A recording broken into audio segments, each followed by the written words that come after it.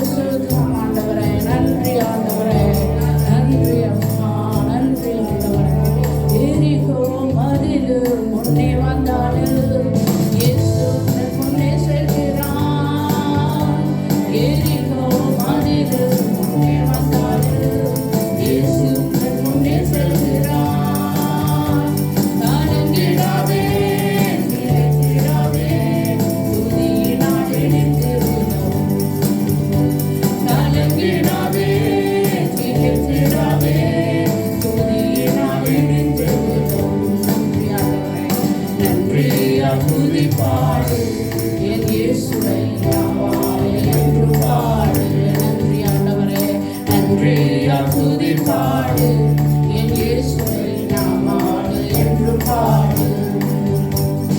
நல்லவர் வல்லவர் போதுமானவர் வார்த்தையில் உண்மையுள்ளவர். நல்லவர் வல்லவர் போதுமானவர் வார்த்தையில் உண்மையுள்ளவர்.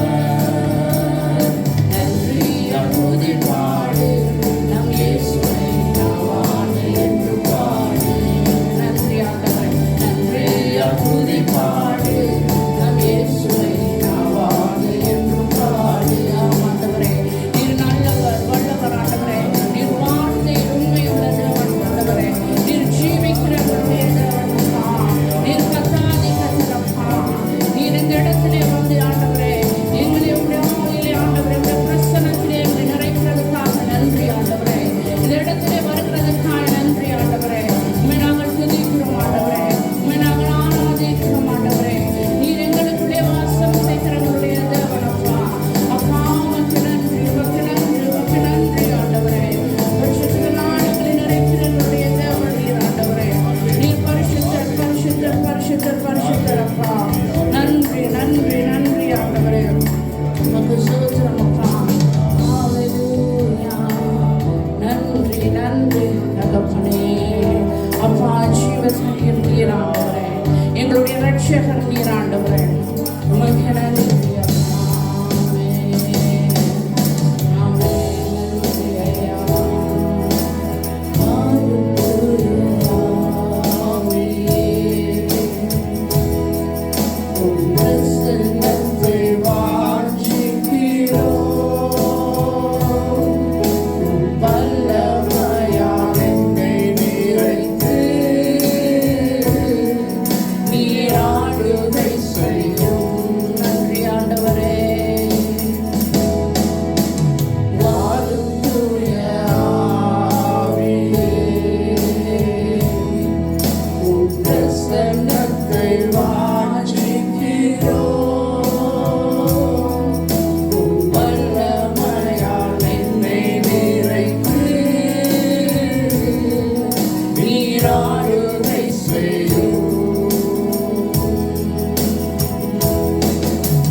ஜீவதண்ணீர் நீரே, தாகம் தீர்த்து ஊற்றே.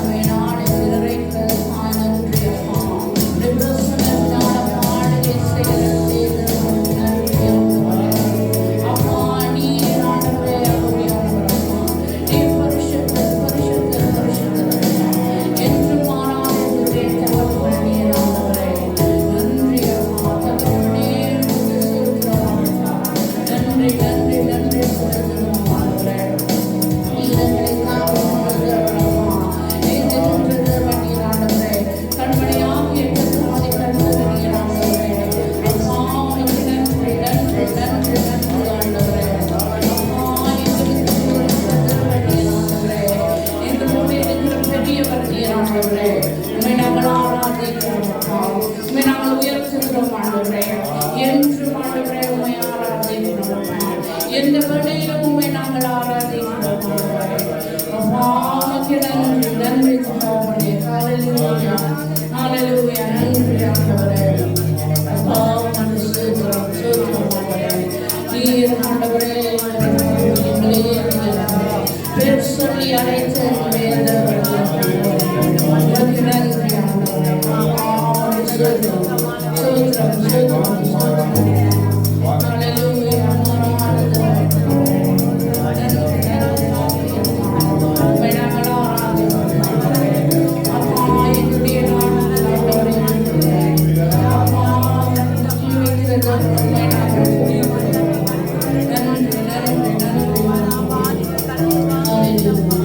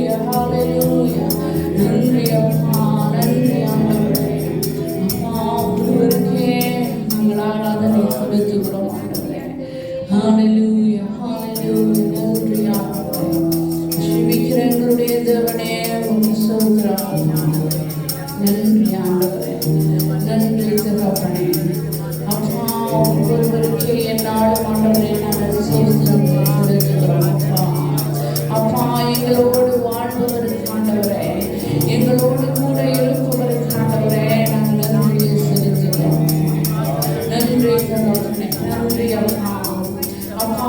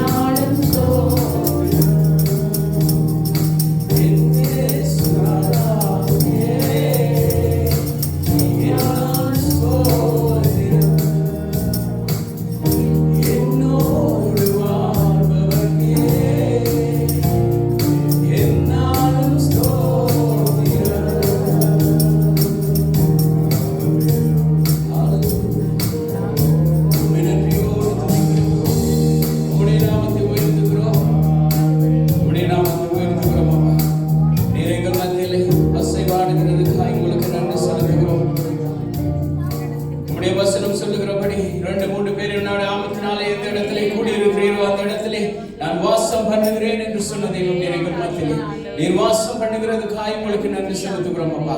கர்த்தாவே, நீர் எங்கள் மத்தியிலே வாசம் பண்ணுகிறதுக்காய் உங்களுக்கு நன்றி செலுத்துகிறோம் அப்பா. நீர் எங்கள் மத்தியிலே அசைவாடுகிறதுக்காய் உங்களுக்கு நன்றி செலுத்துகிறோம் அப்பா. கர்த்தாவே, இந்த நாளிலே நீர் எங்களை மன மகிழ்ச்சியாய் வைத்திருக்கிறதுக்காய் உங்களுக்கு நன்றி செலுத்துகிறோம் அப்பா. உம்மை நன்றியோடு துதிக்கிறோம், உம்மை நன்றியோடு துதிக்கிறோம் அப்பா, உம்மை நன்றியோடு துதிக்கிறோம் அப்பா. நீங்க செய்த எல்லா நன்மைகளுக்காய் உங்களுக்கு நன்றி செலுத்துகிறோம், நன்றி செலுத்துகிறோம் அப்பா. நன்றி ராஜா. ராஜா, நீர் செய்த எல்லா நன்மைகளுக்காய் உங்களுக்கு நன்றி செலுத்துகிறோம் அப்பா. உங்களுக்கு நன்றி செலுத்துகிறோம், உம்மை நன்றியோடு துதிக்கிறோம் அப்பா. ஹல்லேலூயா. நன்றி அப்பா. நீர் ஒருவராய் பெரிய அதிசயங்களை செய்கிறவரே, உங்களுக்கு நன்றி செலுத்துகிறோம்.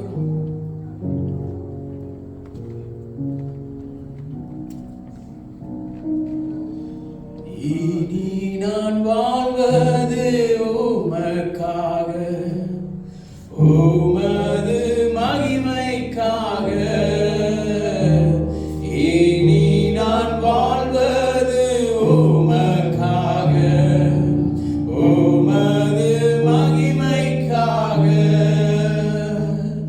உம் அன்பை எடுத்து சொல்லுவேன், உம் அன்பை எடுத்து சொல்லுவேன். ஓயாமல் பாடுவேன், நான் ஓயாமல் பாடுவேன். என் இயேசு ராஜாவுக்கே என்னாலும் ஸ்தோத்திரம். என்னோடு வாழ்பவர்க்கே என்னாலும் ஸ்தோத்திரம். என் இயேசு ராஜாவுக்கே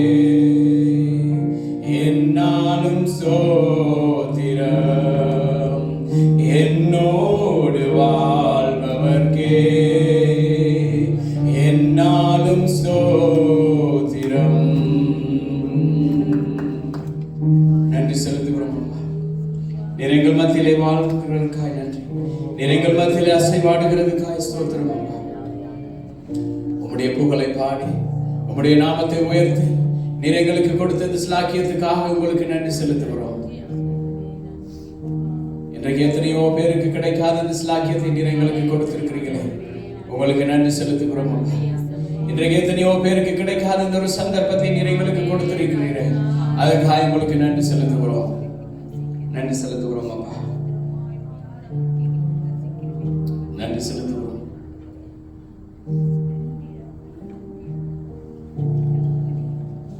சங்கீதக்காரன் சொல்லுகிறது போல, கர்த்தாவே, என் ஜீவன் உள்ள நாளெல்லாம் உம்முடைய நன்மையும் உம்முடைய கிருபையும் தொடரும்படி நீர் செய்கிறதுக்காக உங்களுக்கு நன்றி செலுத்துகிறோம் அப்பா, நன்றி செலுத்துகிறோம். நன்றி கர்த்தாவே, உம்மை நன்றியோடு துதிக்கிறோம். நீர் செய்த எல்லா நன்மைகளுக்காக உங்களுக்கு நன்றி அப்பா, நன்றி அப்பா. கர்த்தாவே, இந்த நாளில் உங்களுக்கு நன்றி செலுத்துகிறோம். நீர் எங்கள் மத்தியிலே உம்முடைய கிருபை பொழிந்திருக்கிறதுக்காக உங்களுக்கு நன்றி செலுத்துகிறோம். நீர் எங்கள் மத்தியிலே கடந்து வந்திருக்கிறதுக்காக உங்களுக்கு நன்றி செலுத்துகிறோம். உம்முடைய கிருபை உம்முடைய சமூகம் எங்களை தாங்கி நடத்துகிறதுக்காக உங்களுக்கு நன்றி செலுத்துகிறோம் அப்பா. உம்முடைய பிரசன்னத்தினாலே நீர் எங்களை மூடிக்கொள்ளுங்கப்பா. உம்முடைய கிருபை நிழலில் நீர் எங்களை வைத்துக் கொள்ளுங்கப்பா. இந்த நாளில் கூட நீர் எங்களோடு பேசுங்கப்பா. உம்முடைய வசனத்தின் நிறைவினாலே எங்களை நிறைத்தருளுங்க. உம்முடைய வசனத்தினாலே எங்களை போஷித்தருளுங்கப்பா. கர்த்தாவே, உம்முடைய வானத்து மன்னாவினாலே நீர் எங்களை போஷித்து இந்த வாரம் எங்களுக்கு வேண்டியதான நன்மையை நாங்கள் கண்டடையத்தக்கதாய் உம்முடைய வசனம் இந்த வாரம் முழுவதுமாய், இந்த மாதம் முழுவதுமாய், வருகிற இந்த வருஷம், இந்த வருஷத்திலே மிகுதியான நாட்கள் முழுவதுமாய் நீர் எங்களை போஷிக்கிறதுக்காக உங்களுக்கு நன்றி செலுத்துகிறோம். கர்த்தாவே, நீர் எங்களோடு இடைப்படுங்கப்பா. ஒவ்வொரு பிள்ளைகளையும் நீர் ஆசீர்வதித்தருளுங்க. கர்த்தாவே, இந்த தேசத்திலே உம்முடைய வல்லமை விளங்க செய்கிறதுக்காக உங்களுக்கு நன்றி செலுத்துகிறோம். நீர் எங்களுக்காக ஆயத்தம் பண்ணினது எங்களுடைய கண்கள் காணவில்லை, எங்களுடைய காதுகள் கேட்கவில்லை. ஆனாலும் அவைகளை செய்ய நீர் வல்லமை உள்ளவராயிருக்கிறீர். நீர் செய்ய நினைத்த ஒரு காரியம் தடைபடுகிறது அல்லவா? கர்த்தாவே, நாளில் நீங்கள் இடைப்படுங்க, நீங்களே பேசுங்க. இயேசுவின் நாமத்தில் ஒப்பு கொடுத்து ஜெபிக்கிறோம் நல்ல பிதாவே, ஆமென். எல்லாரும் அமர்ந்து கொள்வோம்.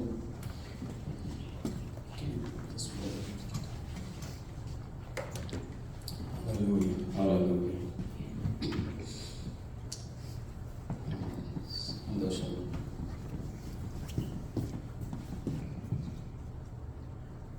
கர்த்தர் இந்த நாளும் கூட எங்களோடு இடைப்படுகிறவராய் இருக்கிறார். அவருடைய வல்லமை எங்கள் மத்தியிலே வருகிற பொழுது, அவருடைய வல்லமை எங்கள் மத்தியிலே நிழலிடுகிற பொழுது நாங்கள் பலன் அடைகிறோம், ஆரோக்கியம் கொள்ளுகிறோம். இந்த காலை நேரத்திலே நாங்கள் கர்த்தருடைய வார்த்தையிலே நாங்கள் தியானிக்க போகிறது 1 தெசலோனிக்கேயர் 5வது அதிகாரம் 23வது வசனம். 1 தெசலோனிக்கேயர் 5வது அதிகாரம் 23வது வசனம். அதாவது இன்றைய நாளில் கூட நாங்கள் பார்க்க போகிறோம், நாங்கள் அக்கினிக்காக காக்கப்பட்டவர்கள் அப்படியும் வைத்துக் கொள்ளலாம். அக்கினிக்காக நாங்கள் பாதுகாக்கப்பட்டவர்கள் என்று சொல்லலாம். அக்கினிக்காக காக்கப்பட்டவர்கள், அந்த அக்கினிக்காக பாதுகாக்கப்பட்டவர்கள் சொல்லலாம். அதே வசனம் அவருடைய மகிமைக்காக சுத்திகரிக்கப்பட்டவர்களாயிருக்கும். அக்கினிக்காக காக்கப்பட்டு அவருடைய மகிமைக்காக சுத்திகரிக்கப்பட்டவர்களாயிருக்கிறோம். அதுதான் பவுல் சொல்கிறார். அதாவது பரிசுத்த ஆவியானவர் எங்களுடைய ஆவி பரிசுத்தமாக இருக்கும்படியாகவும், எங்களுடைய ஆத்துமா ஒழுங்குபடுத்தப்பட்ட ஆத்துமாகவும், எங்களுடைய சரீரம் அர்ப்பணிக்கப்பட்ட சரீரமாகவும், எங்களுடைய ஆவி ஆத்துமா சரீரம் இது கர்த்தருக்கு சொந்தம். ஆனால் இந்த ஆவி தேவனுடையதாக இருக்கிறது. எங்களுடைய ஆத்துமாவிலே அவர் சீர்படுத்துகிறவராய் இருக்கிறார். எங்களுடைய சரீரமானது அவருக்கு அர்ப்பணிக்கப்பட்ட சரீரமாய் இருக்கிறது. நான் வாசிப்போம் 1 தெசலோனிக்கேயர் 5வது அதிகாரம் 23வது வசனம். சமாதானத்தின் தேவன் தாமே உங்களை முற்றிலும் பரிசுத்தமாக்குவாராக. உங்கள் ஆவி ஆத்துமா சரீரம் முழுவதும் நம்முடைய கர்த்தராகிய இயேசு கிறிஸ்து வரும்போது குற்றமற்றதா இருக்கும்படி காக்கப்படுவதாக. ஆமென். எங்களுடைய ஆவி ஆத்துமா சரீரம் கர்த்தராகிய இயேசு கிறிஸ்து மறுபடி இந்த பூமிக்கு வரும் வரைக்கும் அது பாதுகாக்கப்பட்டு, அக்கினியும் கந்தகமும் எரிகிறதான அந்த அக்கினி சூளைக்கு பாதுகாக்கப்பட்டு, அவருடைய அக்கினியான அபிஷேகத்தினாலே நிறைந்து அவர் மறுபடி இந்த பூமிக்கு வருகிற பொழுது அவரோடு கூட நிற்கத்தக்கதாக, அவரோடு கூட நாங்கள் செல்லத்தக்கவர்களாக, அவருடைய ராஜ்யத்திலே வாழ்கிறவர்களாக, தகுதி உடையவர்களாக இருக்கும்படி நாங்கள் எங்களை பாதுகாக்க வேண்டும் என்று சொல்லி பவுல் சொல்லுகிறார். எழுப்புதலை குறித்து நான் சொல்ல வரல. ஆனால் இந்த இடத்துல நாங்கள் எல்லாரும் பார்க்கிறோம், எழுப்புதல் எழுப்புதல் எழுப்புதல். இந்த எழுப்புதல் முதலாவது எங்களுக்குள்ளே உருவாகணும், எங்களுடைய உள்ளத்திலே உருவாக வேண்டும். எங்களுக்குள்ளே முழுவதும் எங்களுடைய சரீரம் எழுப்புதல் அடைந்த சரீரமாய் இருக்க வேண்டும். அதன் பின்பதாக எங்களுடைய குடும்பத்திலே ஒரு எழுப்புதல், அதன் பின்பதாக சபையிலே எழுப்புதல். இந்த சபைக்கு வருகிற இந்த எழுப்புதல் தான் இது என்ன செய்கிறது? இந்த தேசத்தை மாற்றுகிறதா இருக்கிறது. தேசத்திலே அல்ல, தேவன் எழுப்புதல் தேசத்திலே உருவாகாது, சபைக்குள்ளதான் உருவாகும். சபைக்குள்ள இந்த எழுப்புதல் உருவாகிற பொழுதுதான் அந்த வல்லமை இந்த தேசத்தை விடுதலையாக்குகிறது. ஆனா இன்னைக்கு நாங்க என்ன செய்கிறோம்? இதை பிழையான விதத்தில் புரிந்து கொண்டு தேசத்திலே எழுப்புதல், தேசத்தை தேவன் மாற்றுவார். ஆனா சபை தேவனுடைய ஆவியான ஒரு கிரியை செய்கிற மனுஷனுக்குள்ளதான் எழுப்புதல் உருவாகும். நாங்கள் நினைக்கிறோம் சத்தமாய் ஜெபித்தால் எழுப்புதல் உண்டாகும். கண்ணீர் விட்டு அழுதால் எழுப்புதல் உண்டாகும். இன்றைக்கு அதான் என்ன சொல்றது, எழுப்புதலுக்கான என்ன சொல்றது, இந்த தலைப்பு இப்படிதான் இருக்குது. சத்தமா ஜெபிக்கணும், அழுது கொண்டே ஜெபிக்கணும். சிலர் அழுது கொண்டே இருப்பார்கள். எழுப்புதல் ஜெபம்னாலே அழுது கொண்டே இருப்பார்கள். சிலர் எழுப்புதல் ஜெபம் சொன்னா கத்திக்கொண்டே இருப்பார்கள். ஆனால் அமைதியான இடத்துல எழுப்புதல் வந்தது. அண்ணால் கத்தி கூப்பாடு போடல, அவளுடைய வாய் மட்டும்தான் நான் செய்தது. எழுப்புதல் வந்தது. தேவன் சாமுவேலை கொடுத்தார்.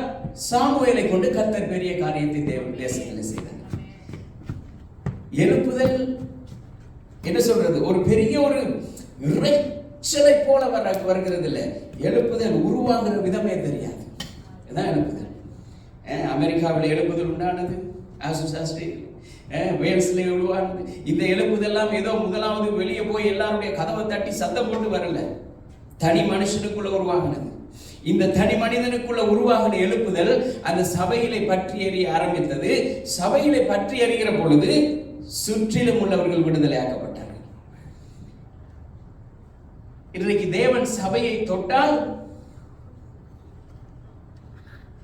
என்ன வருகிறது, எழுப்புதல் உண்டாகிறது. சபையிலே தேவன் கிரியை செய்தால் எழுப்புதல் உண்டாகிறது. தேவன் எங்களுடைய வாழ்க்கையை ஆளுகை செய்தால் எழுப்புதல் உண்டாகிறது. ஆனா இன்றைய காலகட்டத்தில் எப்படி தெரியுமா இருக்கிறது, சபையிலே தீ பற்றி எரியும், ஆனால் எங்களுடைய வாழ்க்கையில சமாதானம் இருக்காது. அதுக்கு ஆங்கிலத்தில் அழகா இருக்குது, சண்டே ஃபயர் மண்டே காம்ப்ரமைஸ்.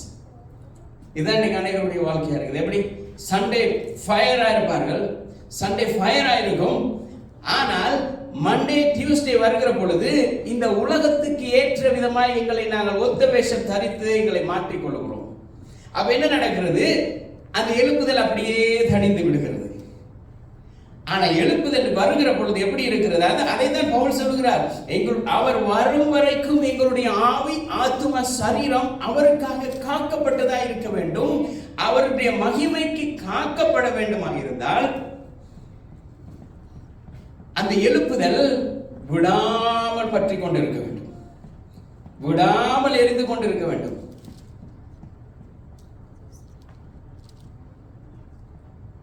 என்ன சொல்றது, ஒரு பைபிள் ஆப் ஒன்று இருக்குது. அதுல எப்படின்னு சொன்னா, ஒவ்வொரு சுவிசேஷ புத்தகங்கள்லையும் கர்த்தராகிய இயேசு கிறிஸ்து செய்த அற்புதங்கள், அடையாளங்கள், உவமைகள், அவர் சொன்னதான சத்தியங்கள், எல்லா எழுப்புதலும் அந்த இடத்துல அவர்கள் என்ன செய்திருக்கிறார்கள், படமாய் போட்டிருக்கிறார்கள். அப்ப நான் அதை வாசிச்சு கொண்டிருக்கும் பொழுது 10 கன்னிகைகள் ஆயத்தமாய் இருக்கிறார்கள். இப்ப இவர்கள் எல்லாரும் இப்ப தீவட்டிகளையும் இதையும் எண்ணெயும் எடுத்துக்கொண்டு ஆயத்தமா இருக்கிறார்கள். அதுல 5 பேர் அவர்கள் எக்ஸ்ட்ரா ஒரு கேலன் எண்ணெயோட வந்திருக்கிறாங்க. இப்படிதான் இருக்குது, எக்ஸ்ட்ரா ஒரு கேலன் எண்ணெயை தூக்கிட்டு வந்துட்டாங்க. என்ன, இந்த எழுப்புதல், இந்த தீ அணையக்கூடாது. ஆனா மற்ற 5 பேரும் எப்படி வந்திருக்கிறாங்கன்னு சொன்னா, ஜஸ்ட் விளக்க மட்டும் எடுத்து வந்தா போதும், அதுக்குள்ள அவர் வந்துருவார். ஆனா இயேசு சொன்னார், மனுஷகுமாரன் வருகிற நாளையாவது பிதா ஒருவரை, இயேசு கிறிஸ்துவுக்கும் தெரியாதுன்னு சொல்றார். அவர் சொல்றார், பிதா ஒருவரை தவிர ஒருவனும் அறியார். அப்ப நாங்கள் இருக்கிறதோ இல்லையோ, அவர் இன்றைக்கு வருகிறாரோ, நாளைக்கு வருகிறாரோ, வார மாசம் வருகிறாரோ, அவர் வருகைக்கு ஆயத்தமாய் இருக்கிறதுக்கு இந்த தீவட்டி எரிந்து கொண்டே இருக்க வேண்டும், எண்ணெய் ஆயத்தமாய் இருந்து கொண்டே இருக்க வேண்டும். இப்ப மணவாளன் வருகிறார். மணவாளன் வருகிற பொழுது 5 பேரை காணல. எங்க போயிட்டாங்க? ஏன்னா சண்டே ஃபயரா இருக்கிறது. மண்டே இந்த உலகத்தோடு காம்ப்ரமைஸ், எப்படியோ அங்க போய் என்ன கடன் கட்டுமான்றதுக்கு. ஆனால் ஆயத்தமாய் இருக்கிறவர்கள் சண்டே எப்படி வந்தார்களோ அதே மாதிரி தான் மண்டேயும் இருக்கிறார்கள். சண்டே எப்படி வந்தார்களோ அப்படித்தான் அவர்கள் டியூஸ்டேயும் இருக்கிறார்கள். சண்டே எப்படி ஜெபித்தா, இப்ப இதுவே ஒரு அவருடைய வாழ்வாய் மாறிவிட்டது. ஆனால் இன்னைக்கு என்ன நடக்கிறது, இந்த அபிஷேகம் இந்த மேடையிலே, ஆலயத்திலே, ஜனங்கள் கூடி வந்திருக்கிற இடத்திலே நடக்கிறது.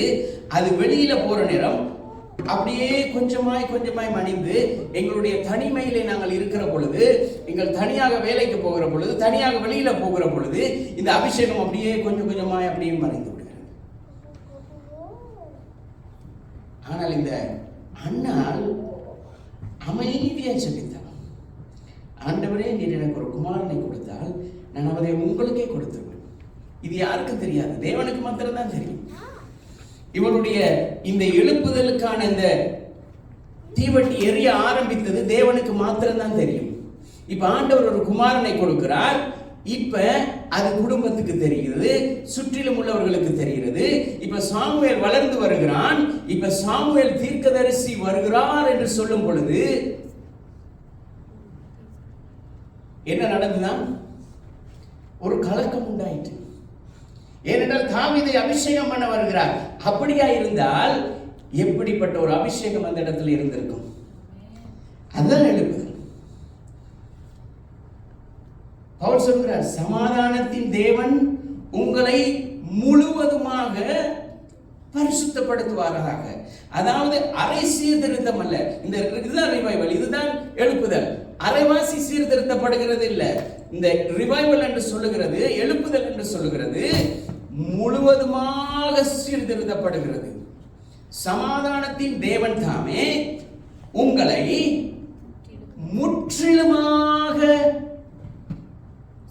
அரைகுறையாக அல்ல. ஏன்னா எங்களுடைய தேவன் அரைகுறை தேவன் அல்ல. அதை தான் எதை செய்தாலும் கர்த்தருடைய நாம மகிமைக்கென்றே அதை நாங்கள் அழகா செய்கிறோம். எதை செய்தாலும் தேவனுடைய நாமம் மகிமைப்படும்படியாக செய்ய வேண்டும். அறகுறையா செய்யறதுல அங்க ஒன்றுமே நடக்க போறதில்லை. 5:23 மறுபடியும் வாசிப்போம். சமாதானத்தின் தேவன் தாமே உங்களை முற்றிலும் பரிசுத்தமாக்குவாராக. முழுவதுமாய் பரிசுத்தமாக்குவார், ஆவி, ஆத்மா, சரீரம். அப்ப நாங்க நினைக்கலாம், ஆவி என்று சொன்னால் அது ஆவியானவர். எங்களுடைய ஆவியோடு அவர் கலந்திருக்கிறார். ஆனால் எங்கள் மனுஷனுக்குள்ள உள்ள ஆவி எப்படி இருக்கிறதாம்? அது செத்து போயிருக்கிறது. இப்ப ஆவியானவர் வந்ததுக்கு பிறகு அது மறுபடி உயிரடைந்து விட்டது. மறுபடி உயிரடைந்த இந்த ஆவி இப்ப கொழுந்து விட்டு எரிய வேண்டும். இப்ப அதை நாங்க தட்டி எழுப்ப வேண்டும். அப்ப ஆவியும் எப்பொழுதுமே ஆயத்தமாய் இருக்க வேண்டும். எங்களுடைய ஆத்மாவும் எப்பொழுதுமே ஆயத்தமாய் இருக்க வேண்டும். எங்களுடைய சரீரமும் அவருக்கு அர்ப்பணிக்கப்பட்டிருக்க வேண்டும். அதைத்தான் தேவன் சொல்கிறார். தேவன் மனிதனை 3 பகுதிகளாக பிரித்திருக்கிறார். அவருடைய ஆவியை எங்களுக்கு கொடுத்திருக்கிறார். எங்களுக்குள்ள உள்ள ஆத்மா, இந்த சரீரம், இந்த மண்ணான சரீரம், இது 3 பகுதிகளாக அவர் பிரித்திருக்கிறார். இந்த 3 பகுதியுமே அவருக்கு சொந்தமானது. இந்த 3 பகுதியுமே அவருக்கு தேவை. ஆவி மாத்திரம் இருக்குமா இருந்தால் சரீரம் செத்து இருக்கு. சரீரம் மாத்திரம் இருக்கிறது, ஆவி இல்லைன்னு சொன்னா ஆவி அவரோட போயிடுச்சு. ஆவி இல்லாத சரீரம் செத்தது. ஆகவேதான் வாசிங்க. தேவன் சமாதானத்தின் தேவன் உங்களை முற்றிலும் பரிசுத்தமாக்குவாராக. உங்கள் ஆவி, ஆத்மா, சரீரம் முழுவதும் நம்முடைய கர்த்தராகிய இயேசு கிறிஸ்து வரும்பொழுது குற்றமற்றதாய் இருக்கும்படி காக்கப்படுவதாக. ஆனா அந்த இடத்துல பவுல் இதை ஒரு வித்தியாசமா சொல்றார் பாருங்க. எல்லா இடத்துலயும் கிறிஸ்து இயேசுக்குள் எங்களை வெற்றி சிறக்க பண்ணுகிறவர். இந்த இடத்துல அவர் எப்படி சொல்லுகிறார்? இயேசு கிறிஸ்து மறுபடியும் வருகிற பொழுது, அதாவது இந்த பரிசுத்தமாக்கப்படுதல், இந்த எழுப்புதல் எப்ப நடக்கிறது? இயேசு கிறிஸ்து சிலுவையிலே அறையப்பட்டதுக்கு பிறகு. அவர் சிலுவையிலே அறையப்படும், இயேசு கிறிஸ்து இந்த பூமிக்கு வந்து சிலுவையில் அறையப்படும் வரைக்கும் அவருடைய பெயர் கிறிஸ்து இயேசு. ஏனென்று சொன்னால் அவர் இந்த உலக தோற்றத்துக்கு முதலே இருந்தவர். இப்ப அவர் சிலுவையில் மரித்து உயிர்த்ததுக்கு பிறகு அவருடைய வல்லமை வெளிப்படுகிறது. அவர் இயேசு கிறிஸ்துவாய் மாறுகிறார். இந்த பூமிக்கு வந்த இயேசு அனாதி முதலாகவே இருக்கிறார். அப்ப சிலுவையில் மரித்த அனாதி தேவன் மறுபடி வருகிற பொழுது நாங்கள் குற்றமற்றவர்களாய் நிற்கும்படியாக எங்களை எதிர்பார்க்கிறார். ஆவி, ஆத்மா, சரீரம். இந்த எழுப்புதல் எப்ப தெரியுமா தோல்வி அடைந்து? 3 காரியம் நடக்கிற பொழுது அது தோல்வி அடையுது. இன்றைக்கு அதனாலதான் எழுப்புதல் எழுப்புதல் எழுப்புதல் எழுப்புதல் சொல்லி கத்தி கத்தி கூப்பாடு போட்டும் எழுப்புதல் வருதில்லை. ஜெபம் பண்றது பழக்கமாயிடுது. எப்படி? மாசத்துல ஒரு நாள் ரிவைவல் கூட்டம், இது எப்படி போயிட்டுது? பழக்க தோஷம் ஆயிடுது. இப்ப பழகிட்டு எல்லாரும் நினைக்கிறது திங்கட்கிழமை, முதலாவது திங்கட்கிழமை, 2வது திங்கட்கிழமை, 3வது திங்கட்கிழமை 5 மணிக்கு 6 மணிக்கு ரிவைவல் கூட்டம். பழக்க தோஷம் ஆயிடுது. அடுத்தது என்ன நடந்துட்டது? இந்த உலகத்தினுடைய ஆசாபாசங்கள், பாவங்களை குறித்து உணர்வு இல்லாமல் போயிட்டுது. என்ன நடக்குது?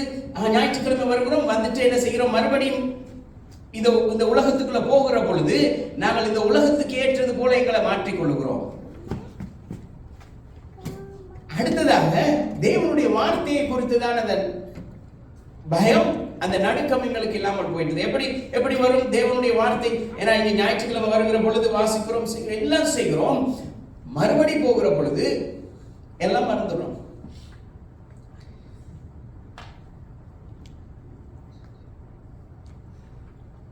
எங்களுடைய ஆவியானது தேவனோடு இணைந்திருக்க வேண்டும். அதை தான் அவர் எதிர்பார்க்கிறார். அதே தான் போல் சொல்றார், எங்களுடைய ஆவி, ஆத்மா, சரீரம். அதாவது எங்களுடைய ஆவி தேவனோடு இணைந்திருக்க வேண்டும், எப்பொழுதுமே இருந்திருக்கும். என்ன சொன்ன? அந்த ஆவியானவர் அவருடைய ஆவியானவர், அவருக்கு சொந்தமானவர். அவர் இங்க வந்து நிற்கிறார். இப்ப இவர் எங்க யாரோட இணைந்திருக்கணும்? அவரோடு இணைந்திருக்கணும். அவரோடு இருக்கிற அந்த இணைப்பு துண்டிக்கப்படுகிற பொழுது அவரிடத்திலிருந்து வருகிறதான அந்த எழுப்புதல், அந்த சுகம், பலன், அந்த அற்புதம், அதிசயம் அப்படியே அவரோடு இணைந்து இருக்கும் வரைக்கும் எழுப்புதல் நடந்து கொண்டிருக்கும். அவரோட இணைப்பு இல்லாத துண்டிக்கப்படுகிற நேரம் தான் இப்ப ஆவியோடு நாங்கள் இணைந்து இருக்கிற பொழுது என்ன தெரியுமா நடக்குது? முதல்ல சொன்ன 3 காரியம் நடக்கிற பொழுது எழுப்புதல் அப்படியே இல்லாமல் போகுது. இப்ப இன்னொரு காரியம். இந்த 3 காரியங்களும் எங்களுடைய ஆவியில நடத்தப்படுகிற பொழுது எழுப்புதல் மறுபடியும் உண்டாகிறது. எப்படி வருகிறது? ஜெபம், இடைவிடாத ஜெபம், எந்த நேரமும் ஜெபம், அங்கேயும் ஜெபம், இங்கேயும் ஜெபம், படுக்கக்குள்ளையும் ஜெபம், எழும்பும் பொழுது ஜெபம், வெளியில போற ஜெபம், எந்த நேரமும் ஜெபம். இப்ப பழக்கம் இல்லை. இது எப்படி? எங்களுடைய ஒரு வாழ்வாய் மாறிவிட்டது. எங்களுடைய வாழ்வா மாறுற நேரம் எழுப்புதல் உருவாகிறது. அடுத்தது என்ன தெரியுமா? விசுவாசம் வளர்கிறது. ஏற்கனவே 2 வாரத்துக்கு முதல் வாரம் பார்த்தோம். இந்த விசுவாசம் என்கிறது ஒரு உயிருள்ள ஒரு காரியம். அது வளரும். மரமாற வெட்ட வெட்ட வளர்ந்து கொண்டே இருக்கும். எங்களை விசுவாசத்தை வெட்டுவாங்க. சிலர் வந்து ஐயோ இந்த மரம் ஒரு பக்கம் கூடுதலாக வளர்க்குது, வெட்டி விட்டுருவாங்க. கேட்கக்கூடாது, திரும்ப வளரும். சில நேரம் விசுவாசம் வளர்ந்து கொண்டே இருக்கும் பொழுது ஒரு புயல் காத்தடிக்கும், முறிஞ்சிடும் ஒரு பக்கம். விடக்கூடாது, திரும்ப வளரும். ஆனா வளரணுமா இருந்தால் நான் எங்களுடைய உறவு எங்க இருக்கணும்? அந்த நீரோற்றோடு இருக்கணும். அந்த நீரூற்றோடு இருக்கிற பொழுது அது வளர்ந்து கொண்டே இருக்கும். அடுத்ததாக ஆவியானவர் பேசுகிறது. அவர் பேசுகிற பொழுது எப்பொழுதுமே செவி சாய்க்கிறவர்களாக இருக்க வேண்டும். இந்த 3 காரியம் நடக்கும் பொழுது எழுப்புதல் தானாய் உருவாகும். இந்த அக்கினிக்காக தான் நாங்கள் காக்கப்பட்டிருக்கிறோம். எதுக்காக? 2 காக்கப்படுதல் இருக்குது. ஒன்று, இந்த அக்கினியின் அபிஷேகத்தை பெரும்படியாக காக்கப்பட்டிருக்கிறோம். அதே வேளை அக்கினி கடலுக்கு போகாதபடியும் காக்கப்பட்டிருக்கிறோம். இந்த காக்கப்படுதல் எதுக்காக? அவருடைய மகிமையை அடையும்படியாக. இப்ப இந்த எழுப்புதல் எங்களுக்குள்ள வருகிற பொழுது எப்படி தான் நடக்கிறது? எங்களுடைய ஆவி அப்படியே உணர்வு உள்ளதாய் மாறுது. நாங்கள் பேசுகிற பொழுது, நடக்கிற பொழுது, பார்க்கிற பொழுது, யாரோட பேசினாலும் ஒன்று மனம் திரும்புதல் உண்டாக வேண்டும். அப்படி இல்லைன்னு சொன்னா ஆண்டவர் அவர்கள் எங்களை விட்டு தள்ளிடுவார். அவருக்கு விருப்பமில்லாத காரியமா இருக்கும் இருந்தா என்ன நடக்கும்? அந்த அக்கினி சுட்டு எரிச்சிடும். அவருக்கு விருப்பமான காரியமா இருந்தா என்ன தெரியுமா செய்யும்? சேர்த்து பத்தும். அதான் எழுப்புதல். இப்ப உங்களுக்குள்ள உள்ள அக்கினி என்ன செய்யுது? இப்ப பக்கத்தில் உள்ளவரையும் சேர்த்து அது பற்றி எரிப்பி ஆரம்பிக்குது.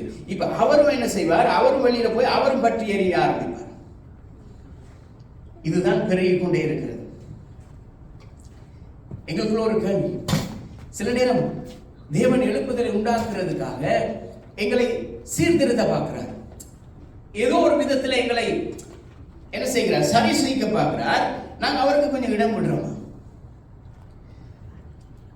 பரிசுத்த ஆவியானவர் பேசுகிற அவருடைய சத்தம் இன்னதென்று கேட்கிறோமா? தெளிவா கேட்குதா? இது ஆவியானவர் பேசுறாரா, இல்லாட்டி இது மனுஷன் பேசுறாரா? இது ஆவியானவர் பேசுறாரா? அப்படி இல்லைன்னு சொன்னால் வெளி இந்த உலகத்தினுடைய சத்தங்கள் கேட்கிறதா? இந்த எழுப்புதல், அது சொல்றேன், the revival spirit is very sensitive. The revival spirit is very sensitive. It's not stubborn. இந்த எழுப்புதல் மெதுமையானது. கூப்பாடு போட்டு ஸ்டபனா இருக்காது, அப்படி இருக்காது. அது மெதுமையானது. இதான் எழுப்புதல். அமைதியா வரும். வாரதும் தெரியாது, தேசத்துல மாறுதல் நடக்கிறதும் தெரியாது. அடுத்து எங்களுடைய ஆத்மாவானது சத்தியத்துக்கு கீழ்ப்படிகிறதா இருக்க வேண்டும். எங்களுடைய ஆத்மா எதுக்கு கீழ்ப்படிய வேண்டும்? தேவனுடைய வசனம் சொல்லுகிற காரியங்களுக்கு. அதுக்கு அது உணர்வு. இதான் ஆத்மா, உணர்வு. இந்த ஆத்மாவில் இருக்கிற காரியம் என்ன தெரியுமா? சிந்தனை, the will, மனம், எங்களுடைய மைண்ட். அடுத்து எங்களுடைய உணர்ச்சிகள், எங்களுடைய ஃபீலிங்ஸ். இப்ப இதுதான் இந்த ஆத்மா என்ன செய்கிறது? எங்களுடைய சிந்தையிலே, எங்களுடைய மனதிலே, எங்களுடைய உணர்ச்சிகளிலே அவருடைய கிரியைகள் இருக்க வேண்டும். எங்களுடைய மைண்ட் எப்பயுமே ஏதாவது ஒரு காரியத்தை, எங்கேயாவது ஒரு வசனத்தை பிடிச்சு கொண்டு அதை ஆராய்ஞ்சு பார்க்கறதுலயே ஒரு நேரத்தை செலவழிச்சு. என்னன்னு சொன்னா அதுல அந்த ஆத்மா அங்கேயே தான் இருக்குது. அதுதானே தாவீது அடிக்கடி சொல்லுவான், என்னுடைய ஆத்மா தேவனை நோக்கி அமர்ந்திருக்குது. அப்படின்னா நான் எங்க போனாலும், எங்க போய் படுத்திருந்தாலும், அவன் சொன்னான் பாதாளத்துக்கு போனாலும் ஆண்டவர், நீ பாதாளத்துக்கு தேவன் வரல. அவன் சொல்றான், நான் பாதாளத்துக்கு போய் படுக்க போட்டாலும் அங்கேயும் நீ என்னோட வந்துருக்க. ஏன்னா என்னோட ஆத்மா அங்கதான் இருக்குது, கனெக்ஷன் அங்க இருக்குது. அங்க இருக்கும் பொழுது நான் எவ்வளவு பாதாளத்துக்கு இறங்கினாலும் அந்த கனெக்ஷன் கீழே வருகிறது.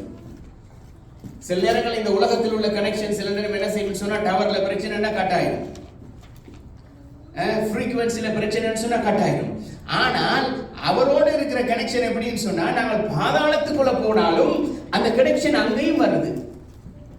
அது 5G 6G இல்ல, அதுக்கு மேலாக வெளியே வருகிறது. எங்களுடைய உணர்ச்சிகள்ல தேவனுடைய கிருபை வெளிப்படணும், தேவனுடைய செயல்பாடு வெளிப்படணும். அடுத்த தெசலோனிக்கர் 1 தெசலோனிக்கர் 3வது அதிகாரம் 13வது வசனத்தில் சொல்லுகிறார். 1 Thessalonians chapter 3 verse 13.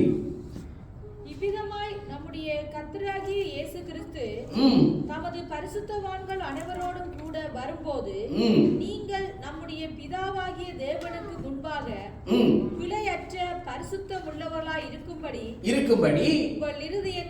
உங்கள் இருதயங்களை ஸ்திரப்படுத்துவாராக. எதை இப்ப ஸ்திரப்படுத்துவாராக? இருதயம். ஏன்னா இங்க இருந்து தான் எங்களுடைய எல்லா நினைவுகள், சிந்தனைகள் எல்லாம் மைண்டுக்கு போகிறது. எங்களுடைய இருதயத்தின் நினைவு அப்படியே மைண்டுக்கு போகிறது.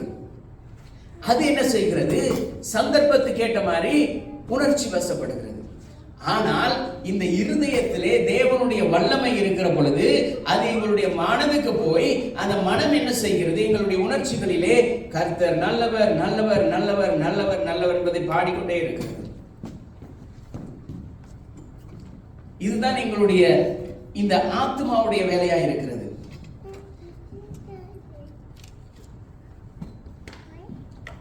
சில நேரங்கள் நாங்கள் இருக்கிறோம், எங்களுடைய ஆத்மாவிலே நாங்கள் தீயா இருக்கிறோம். ஆவியில தீயா இல்ல, ஆவில அனலா இல்ல, ஆத்மாவிலே அனலா இருக்கிறோம். அது எப்படி தெரியுமா இருக்கிறது? இந்த ஆத்மாவிலே தீ பற்றி எரிகிற பொழுது அது உணர்ச்சி வசத்தினால் வருகிறது. அது அப்படியே அணைந்து போயிடும். ஏனால் அது உணர்ச்சி வசப்பட்டு வருகிற காரியம். சிலர் எப்படி இருப்பாங்கன்னு சொன்னால், உணர்ச்சி எல்லாவற்றுக்கும் உணர்ச்சி வசப்படுறது. கர்த்தருக்காக நான் செய்வேன், கத்தருக்காக பாடுவோம். 2 நாளைக்கு பிறகு எல்லாம் அப்படியே அமைஞ்சிடும், எல்லாம் அப்படி கீழே இறங்கிடும். இது ஆத்மாவிலே உணர்ச்சி வசப்பட்டு செய்கிற காரியம். ஆனால் இந்த ஆவி அவரோடு கூட இணைந்திருக்கிற பொழுது எங்களுடைய ஆத்மா தேவனோடு கூட வாழ்கிறது. அது உணர்ச்சி வசப்படாது. அது எப்பொழுதுமே ஒரே மாதிரி அவருடைய வார்த்தையில தியானமாவே இருந்து கொண்டிருக்கும். அது வருகிற சத்தங்கள் எல்லா சத்தத்தையும் கேட்கும். இந்த பக்கம் தேவன் பேசுகிறாரா, சாத்தான் பேசுறானா, தேவன் பேசுகிறாரா, உலகம் பேசுகிறதா, புரிந்து கொள்கிறதுக்கு எங்களுடைய மனதில் எடுக்கிறோம். எங்களுடைய மனதிலே அதை எடுத்து எங்களுடைய சிந்தனை என்ன செய்கிறது, ஆராய்கிறது, இது எப்படிப்பட்ட காரியமாக இருக்குமோ என்று சொல்லி. ஆனால் இந்த ஆத்மாவில் நடக்கிற பிரச்சனை தான் பெரிய பிரச்சனை. இந்த உலகத்தில் வருகிற காரியம் ஒன்றுமே ஆவியில வர்றதில்லை. எங்களுடைய ஆத்மாவினால் வருகிற காரியங்கள் தான் எங்களுடைய சரீரத்துக்கு அது தீங்காய் மாறுகிறது. எப்படி இப்போ சோசியல் மீடியா எடுத்துக்கொள்வோம். இன்னைக்கு அநேகருக்கு என்ன நடக்குது தெரியுமா? இந்த சோசியல் மீடியா இதுகள் தான் எங்களுடைய வாழ்க்கையை சரி செய்யுது. இன்னைக்கு அனைவரும் அப்படித்தான் நினைக்கிறாங்க. சோசியல் மீடியா தான் எங்களுடைய வாழ்க்கையை சரி செய்யுது, எங்களை ஷேப் பண்ணுது. எங்களுடைய பார்வை நாங்க நினைக்கிறோம் இந்த சோசியல் மீடியாவில் வருகிறதான ஏதோ அந்த காரியம் இந்த காரியம், நெட்ஃபிளிக்ஸ் இதுகள் எதுவா இருக்கலாம், அதுதான் எங்களுக்கு உணவாய் மாறுது. அதை பார்த்தால் ஒரு திருப்தி, அது எங்களை போஷிக்குது. இது எதனால வருகிறது? எங்களுடைய ஆத்மா, எங்களுடைய கண் பார்க்கிறது, எங்களுடைய மனம் அதை எடுக்குது, இருதயத்தில் போடுகிறது. அடுத்து என்ன தெரியுமா? ஒரு கசப்பு தன்மை. இந்த கசப்பு தன்மை என்ன செய்யுதுன்னு சொன்னா எல்லாரோடையும் பகையை உருவாக்குது. பகையை உருவாக்குனதுக்கு பிறகு இது என்ன செய்யுதுன்னு சொன்னா தேவனுக்கும் எங்களுக்கும் இருக்கிறதான அந்த உறவு அப்படியே கொஞ்சம் கொஞ்சமா துண்டிக்குது. துண்டிக்கிற நேரம் என்ன நடக்குது? நாங்கள் ஆவியில எழுப்புதல் உண்டாக நினைக்கிறோம், ஜெபிக்கிறோம், உண்டாக முடியாதபடி ஒரு தடை இருந்து கொண்டிருக்கிறது, அந்த கசப்பு. ஏனென்று சொன்னால் நாங்கள் பார்த்த விஷயம், நாங்கள் கேட்ட விஷயம் எங்களை அப்படியே வேற ஒரு பக்கம் கொண்டு போய் விடுது. அதுதான் ரோமர் 12வது அதிகாரம் 2வது வசனத்தில் அவர் சொல்லுகிறார். ரோமர் 12வது அதிகாரம் 2வது வசனத்தில் பவுல் சொல்லுகிறார், எங்களுடைய இந்த எழுப்புதலானது திடீரென கையை உயர்த்துகிறதுனாலையோ கத்துகிறதுனாலையோ அல்ல, எங்களுடைய சிந்தனை, எங்களுடைய மனம் புதிதாக வாசிப்போம். நீங்கள் இந்த பிரபஞ்சத்துக்கு ஒத்த வேஷம் தெரியாமல், நீங்கள் இந்த உலகத்துக்கு ஒத்த வேஷம் தெரியாதபடி தேவனுடைய நன்மை எது, பிரியம் எது, பரிபூரணமான சித்தம் இன்னதென்று பகுத்தறியத்தக்கதாக உங்களுடைய மனம் புதிதாகிறதினாலே மறுரூபமாகுங்கள். ஆவி தேவனோடு இசைந்து இருக்கிறது எப்பொழுதுமே. ஆனா இங்க மனம் என்ன செய்ய வேண்டும்? புதிதாய் மாற்றுங்கள் அவர் சொல்லல, மாறுனதுன்னு சொல்லல. எப்படியா? மனம் புதிதாகிறதினாலே மறுரூபமாகுங்கள். பாஸ்ட், பிரசன்ட், ஃபியூச்சர் எல்லாமே அந்த வசனத்துல இருக்குது. அத சொல்றார், மனம் புதிதாகிறதினாலே மறுரூபம் ஆகுங்கள். நாளைக்கு வாசித்தாலும் அதே அந்த வசனம் அப்படிதான் சொல்லும். பின்னேரம் வாசித்தாலும் அந்த வசனம் அப்படிதான் சொல்லும். நாளான்றைக்கு வாசித்தாலும் அந்த வசனம் அப்படிதான் சொல்லும். ஏன் என்று சொன்னால் இது ஒவ்வொரு நாளும் நடக்கிற காரியம். எங்களுடைய விசுவாசம் எப்படி பெருகிறதோ, எங்களுடைய விசுவாசம் பெருகி பெருகி நாங்கள் பரிசுத்தமாகிறது எப்படி ஒவ்வொரு நாளும் நடக்கிறதோ, எங்களுடைய மனம் புதிதாகிறதும் ஒவ்வொரு நாளும் நடக்க வேண்டியது. அதுதான் அவர் வரும் பொழுது எங்களை அவரோடு கூட கூட்டி செல்லுகிறதுக்கு வழிவகுக்கிறது. ஆவி தேவனோடு அடைந்திருக்கிறது. ஆத்மா மறுரூபப்படுத்தப்பட வேண்டும், திருந்தப்படணும், மாற்றப்படணும் ஒவ்வொரு நாளும். இப்ப எங்களுடைய சரீரம் தேவனுக்கு அர்ப்பணிக்கப்பட்டிருக்கிறது. எப்படி? சரீரம் தேவனுக்கு அர்ப்பணிக்கப்பட்டிருக்கிறது. எப்படி அர்ப்பணிக்கப்பட்டிருக்கிறது? கர்த்தாவே, நாங்கள் பாடணும், வாழ்ந்தாலும் மறித்தாலும் கர்த்தாவே நாங்கள் உங்களுக்காக வாழ்கிறோம். ஒப்பு கொடுத்துட்டோம். ஒப்பு கொடுத்ததுக்கு பிறகு அங்க போய் சரீரத்தை கிழிக்க வேண்டிய அவசியம் இல்லை. இன்னைக்கு அநேகருக்கு பிரச்சனை அதுதான். இதுல கலர் போடுறதுக்கும் இதுல போய் கீறி கொள்ளுகிறதுக்கும் குத்தி கொள்றதுக்கும் தேவனுக்கு தெரியாமல எங்களுக்கு இந்த இடத்துல ஒரு சிங்கத்தை கீற தெரியாமல அவர்களை எப்படி படைச்சார். நாங்க போய் ஒரு சிங்கத்தை கீறி கொள்றோம். ஏதோ ஆண்டவர் படைச்சதுல அவருக்கு ஏதோ மிஸ்டேக் தெரிஞ்சிட்டு. இதுதான் உண்மை. இப்ப இங்க போயிட்டு ஒரு கண்ணை குத்துறோம். அவருக்கு தெரியாமல கண்ணை இங்க படைச்சிருக்கிற இங்க வைக்கிறாங்க. சரீரம் முழுவதும் மாத்தி கொள்ளுகிறோம், குத்தி கொள்ளுகிறோம். ஏன்னு சொன்னால் ஆண்டவருக்கு எங்கேயோ ஒரு மிஸ்டேக் விட்டுட்டார். அவர் அழகா படைத்த மனிதனை மனுஷன் எப்படி செய்யறான்? அலங்கோலமாக்குறான். இந்த சரீரம் தேவனுக்குரியது. அதைத்தான் சொல்லுகிறார். எங்களுடைய கண்கள், நாவு, பழக்க வழக்கங்கள், ஆசைகள், இச்சைகள், இது எல்லாமே என்னத்துக்கு? அவருக்கு சொந்தம். வசனம் சொல்லுகிறது. அந்த வசனம் சொல்லுகிறத நாங்க பாட்டா எடுத்து பாடுகிறோம். என் ஆசை நீர் தான் ஐயா. ஆனா இடைக்குள்ள வேற ஆசைகள் வந்துடும். 2 பேதுரு 3வது அதிகாரம் 14வது வசனம். இந்த சரீரம் அவருக்கு சொந்தமானது. அவருக்கு மட்டும்தான் சொந்தம். என்ன சொல்லுது? 2 பேதுரு 3வது அதிகாரம் 14வது வசனம். Second Peter chapter 3 verse 14. ஆகையால் பிரியமானவர்களே, இவைகள் வர காத்திருக்கிற நீங்கள் கரையற்றவர்களும் பிழை இல்லாதவர்களுமாய் சமாதானத்தோடே அவர் சந்நிதியில் காணப்படும்படி ஜாக்கிரதையாயிருங்கள். இப்ப மனதில் ஒரு சமாதானம் இருக்கணும். அவர் வரும் பொழுது, மறுபடியும் இந்த பூமிக்கு வரும் பொழுது, நாங்கள் போய் நிக்கிற பொழுது எங்களுக்கு ஒரு சமாதானம் இருக்க வேண்டும். எங்களுடைய மனதில், எங்களுடைய ஆத்மாவில ஒரு சமாதானம் இருக்க வேண்டும். இந்த சரீரத்தை குறித்து எப்படி நான் ஆண்டவருக்கு பரலோகத்துக்கு போக தகுதி இருக்கா? எனக்கு என்னால போக முடியுமா? அவர் என்னை ஏற்றுக்கொள்வாரோ? அங்க ஒரு சமாதானமே இல்லை. ஆனா சமாதானம் எப்படி இருக்குமா? நான் அவர் வரும் பொழுது அவரோட கூட நிக்கிறதுக்கு நான் தகுதி உடையவன். எனக்கு எல்லா அதிகாரமும் இருக்கிறது. அவர் என்னை அவருடைய பிள்ளையாய் மாற்றி இருக்கிறார். ஏனென்றால் அவர் படைத்த இந்த சரீரம், எனக்குள்ள இருக்கிற இந்த ஆத்மா, என்னோடு வாழ்கிற இந்த ஆவி அவருக்கு சொந்தம். நான் அவரோட கூட போகணும். இதுதான் சமாதானம். இப்படி இருக்கிற பொழுது, இந்த நினைவு இருக்கிற பொழுது சமாதான குலைச்சல் வராது. சமாதானம் இல்லைன்னு சொன்னா அவரோட கூட நிற்க முடியாது. அந்த சமாதானம் எங்களுக்குள்ள உருவாக வேண்டும். எப்படி உருவாக வேண்டும்? அவர் வரும் பொழுது எங்களுடைய சரீரமான, எங்களுடைய பாவ சரீரமாகிய இந்த சரீரம் அது பிழையற்றதும் குற்றமற்றதுமாய் அவருடைய வரும் பொழுது அவருக்கு முன்பதாக சமாதானத்தோடு எந்த ஒரு கலக்கமும் இல்லை. அவர் வருகிற பொழுது, கர்த்தாவே நான் அதை செய்தேன், இதை ஒண்ணுமே இல்லை, கர்த்தாவே இதை நினைக்கிறேன், அப்படி சொல்ல எங்களுக்கு ஒரு சமாதானம் இருக்க வேண்டும். எந்த ஒரு சஞ்சலமும் இருக்கக்கூடாது மனதுல. ஏன்னா என்னுடைய மனம் அடிக்கடி மாறுது. மனம் எப்படி இருக்குதான்? அடிக்கடி தாவுகிற, அங்க சமாதானம் இருக்காது. அங்கங்க தாவி கொண்டிருக்காது. மனம் அங்க ஒரு இடத்துல இருக்கும். அங்கங்க மனம் போன போக்குல போகாது. அது அவருடைய அந்த மனம் முழுவதும் எங்க இருக்குது? அவரோடு கூட இருக்கு. இந்த சரீரம் அதுக்கு அர்ப்பணிக்கப்பட்டிருக்கு.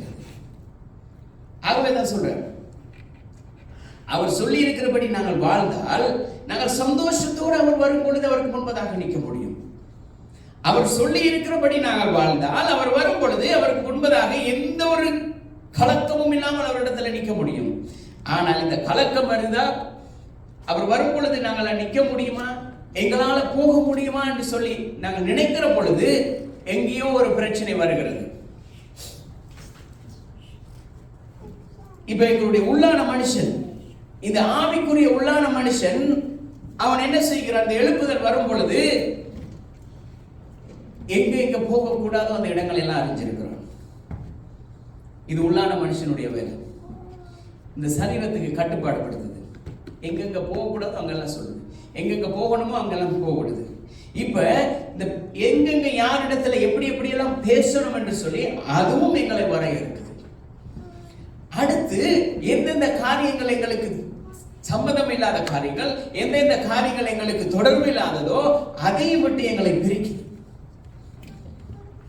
இதுதான் இந்த ஆவியானவருடைய எழுப்புதல் வருகிற நேரம் இந்த சரீரத்தில் நடக்கிற மாற்றம். அவர் எங்களுடைய திறமையை தேடல, அவர் எங்களுடைய எங்களுடைய டேலண்டை தேடல. அவர் என்னத்தை தேடுகிறார்? பரிசுத்தமான பாத்திரத்தை தான் தேடலாம். ஏன்னா அது நிரம்பணும். அந்த பாத்திரம் எம்டியா இருக்கணும். அவர் ஊற்றுகிற பொழுது நிரம்பி வழியோடும். சந்தோஷத்தினாலும் சமாதானத்தினாலும் அது நிரம்பி வழிகிறதா இருக்க வேண்டும். அடுத்த காரியம் பவுல் சொல்றான், விட்டுட்டு ஓடி. இந்த உலகத்தினுடைய இந்த காரியங்கள், இந்த அதான் ரோமர் சொல்றார், இந்த உலகத்துக்கு ஒத்த வேஷம் தரிக்க வேண்டிய அவசியம் இல்லை. இந்த உலகத்திலே காரியம் வருகிற பொழுது விட்டுட்டு ஓடின்னு சொல்றார். நடந்து போன்னு சொல்லல, ஓடின்னு சொல்றார். அது ஓடுறதுன்னு சொன்னா எப்படி தெரியுமா? ஒரு ஆபத்து வருகிறது, ஒரு பெரிய ஒரு ஆபத்து வருகிற பொழுது, ஐயோ பெரிய ஒரு ஆபத்து வருகிறது, அங்க பெரிய காரணம் வேகமா வருது, எப்படி இருக்கும்? 100 கிலோமீட்டர் வேகத்தில் வர வேண்டிய கார் இப்ப 200 கிலோமீட்டர் வேகத்தில் வருது. நாங்க கார் வருதுன்னு எப்படி இருக்கும்?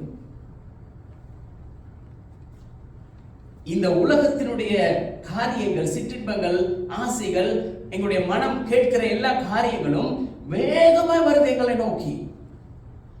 ஆனா பவுல் சொல்ற, இந்த காரியங்கள் வேகமா உன்னை நோக்கி வந்து கொண்டிருக்கிறது. நீ தேவனுடைய வார்த்தைக்கு கீழ்ப்படிந்து அவருடைய வார்த்தையில நிக்கிற பொழுது என்ன தெரியுமா நடக்கும்? ஓடிடும்.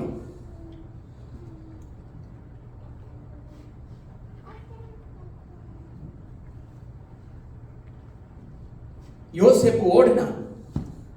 பெரிய பிரச்சனை வந்தது. அவன் ஓடாம இருந்திருந்தான் அவன் வாழ்க்கை சரி. அவன் ஓடினபடியாதான் இப்ப குற்றம் சுமத்துகிறார்கள். இவன்ல தான் பிழை. வந்த கார்ல பிரச்சனை, நின்று அவன்ல தான் பிரச்சனை, ஓடின இவன்ல தான் பிரச்சனை. இவன் ஓடினதுனாலதான் கார் திறத்தி வந்து இல்ல இல்ல இல்ல இவன் அந்த இடத்துல நின்றுதான் என்று சொன்னா பிரச்சனை வேற மாதிரி வந்திருக்கும். அவன் அந்த இடத்துல இருந்து ஓடினபடினாலதான் அந்த பிரச்சனை என்ன என்பதை அறிந்து பிழை ஓடினவன் பக்கமா இல்லாட்டி அங்கிருந்து வந்தவன் பக்கமான்றது கண்டுபிடிக்கப்பட்டது. இப்ப யோசேப்பு நிரபராதி ஆயிட்டான். தகப்பனிடத்துல சந்தோஷமாய் செல்ல பிள்ளையே வாழ்ந்தவனுக்கு அண்ணன்மார் அவனை ஓட விடுறாங்க. அங்க ஓட விட்டதும் இல்லாம போத்திபாருடைய வீட்டுல போய் அங்கிருந்து அவனுக்கு ஓட வேண்டிய சூழ்நிலை வருது.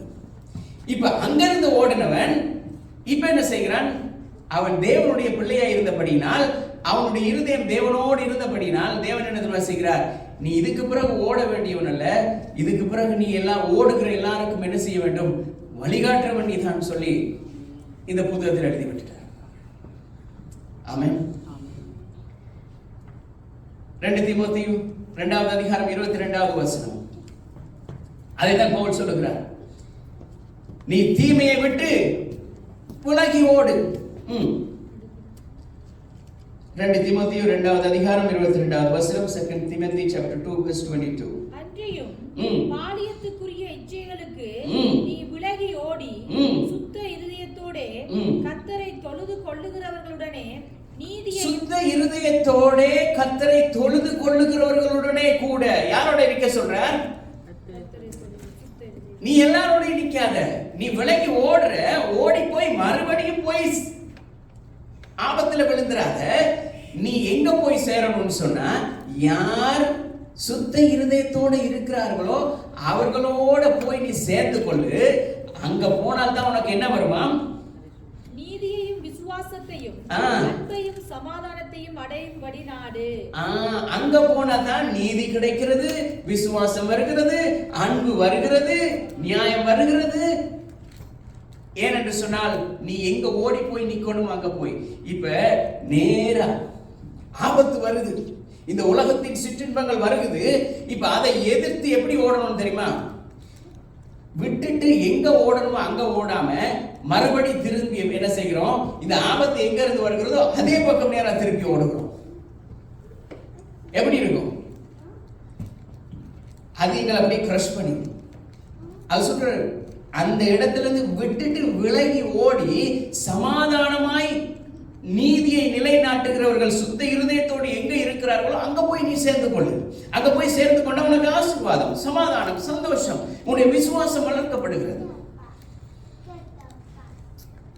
சில போராட்டங்கள் ஜெயிக்கப்படுகிறது. எப்படி நினைக்க போறது? இந்த எப்படி அந்த போராட்டம் ஜெயிக்கப்படுதுன்னு சொன்னா அந்த இடத்தை விட்டு ஓடுகிற பொழுது, நிக்கிற பொழுது அல்ல. ஆபத்து வருதுன்னு சொல்லி தெரிஞ்சும் நிக்கிற பொழுது அல்ல, ஓடணும். அடுத்து என்ன நடக்குது? இப்ப யோசேப்பு ஓடினான், அதனால காக்கப்பட்டான். சிம்சோன் அதே இடத்துல நின்றான், விழுந்துட்டான். எப்படி? சிம்சோன் தவறுன்னு சொல்லி தெரிஞ்சும் அவளிடத்துல எல்லாத்தையும் உளறிட்டான், விழுந்துட்டான். ஆனா யோசேப்பு இது நல்லான்னு தெரிஞ்சும் அவனுக்கு ஓடிட்டான். நிக்காம ஓடுற பொழுது ஆபத்துல இருந்து தப்பித்துக் கொள்கிறோம். வரது வரட்டும் பிரதர், நடக்கிறது பிரதர், பாப்போம், கர்த்தர் இருக்கிறார். ஏன்னா அனைவருடைய நினைப்பு அப்படின்னு சொன்னா கர்த்தர் அவங்களுடைய எல்லாருடைய வேலைக்காரர். ஏன்னா அவர் அப்படித்தான் சொல்லியிருக்கார். அவர் ஆண்டவர் சொல்லியிருக்கிறார், இந்த உலகத்துக்குரிய காரியங்களை விட்டு விலகி ஓடும் பொழுது நான் உன்னுடைய கூட இருக்கிறேன். நீ பிரச்சனை வருதுன்னு தெரிஞ்சு அதே இடத்துல நிக்கிற பொழுது நான் உன்னுடைய கூட இருக்கிறேன்னு சொல்லல. அவர் சொல்றார், இந்த காரியங்களை விட்டு நீ போகிற பொழுது, நீ நடக்க வேண்டிய வழியில நீ நடக்கிற பொழுது நான் உன்னோட கூட இருக்கிறேன்.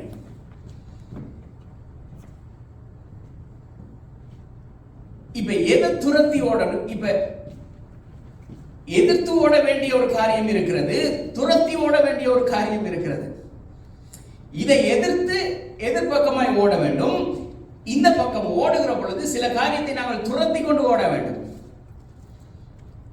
நீதியை துரத்தி கொண்டு ஓடணும், விசுவாசத்தை துரத்தி கொண்டு ஓடணும், அன்பை துரத்தி கொண்டு ஓடணும், சமாதானத்தை இதை துரத்தி பிடிச்சுக்கணும். எப்படியோ பிடிக்கணும் பிரதர், இந்த நீதியை நான் பிடிச்சே தீருவேன், இந்த விசுவாசத்தை நான் பிடிச்சே, அவரால் முடியுமா இருந்தா என்னாலே முடியும் பிரதர், நான் பிடிச்சே தீருவேன் என்று ஓடணும்.